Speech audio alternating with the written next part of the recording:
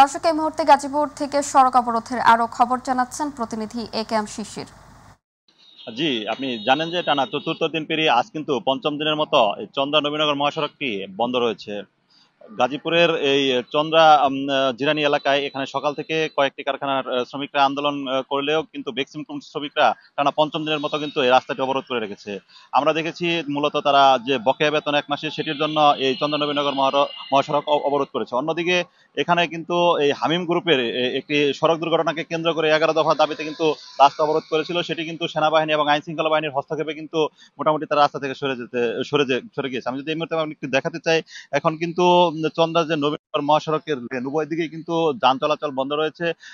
আসলেও এই যানবাহন কবে এই রুটে চলাচল করবে সেটিও কিন্তু এখন পর্যন্ত বলা যাচ্ছে না। আইন শৃঙ্খলা বাহিনীর সাথে কথা হয়েছে, তারা কিন্তু দফায় দফায় বেক্সিমকো কারখানার যে শ্রমিকরা রয়েছে তাদেরকে বোঝানোর চেষ্টা করেছে, তারা কিন্তু বেতন না নিয়ে রাস্তা থেকে যাবে না বলে সাফ জানিয়ে দিয়েছেন। আমরা গতকাল দেখেছি যে বেক্সিমকো কারখানার শ্রমিকদের জন্য আসলেও সরকারের পক্ষ থেকে 60 কোটি টাকা ঋণের ব্যবস্থা করেছে। আসলে সে ঋণ যদি তারা পায়, শ্রমিকরা যদি বেতন পায়, সে বেতন পেলে হয়তোবা এই চন্দ্রা নবীনগর মহাসড়ক থেকে তারা উঠতে পারে। আমার কারখানা কর্তৃপক্ষের সাথে কথা হয়েছে, তারা জানিয়েছেন যে আসলে শ্রমিকদের বেতন দেওয়ার জন্য তারা সর্বোচ্চ চেষ্টা করে যাচ্ছে। আসলেও শ্রমিকদের সাথে কথা বললাম, তারা জানিয়েছেন যে তারা বেতন ছাড়া এই মহাসড়ক থেকে যাবে না। সব মিলিয়ে বলা চলে এই যে রাস্তা, এই রাস্তা কবে নাগাদ এই চন্দ্রা নবীনগর মহাসড়ক থেকে শ্রমিকরা যাবে সেটিও কিন্তু এখনো বলা যাচ্ছে না। সব মিলিয়ে বলা চলে এই রাস্তায় চলাচলকারী যারা রয়েছেন, সাধারণ মানুষ, যানবাহনের যে ড্রাইভাররা রয়েছে, তারা সব মিলে একদম নাকাল অবস্থা। কিন্তু এই জনদুর্ভোগ থেকে রক্ষা পেতে সবাই কিন্তু জোর দাবি জানিয়েছেন যে সরকারের প্রতি যেন খুব দ্রুত সময়ে এই রাস্তাটি ক্লিয়ার করে দেওয়া হয়, যাতে সাধারণ মানুষ চলাচল করতে পারে। এই ছিল আমার কাছ থেকে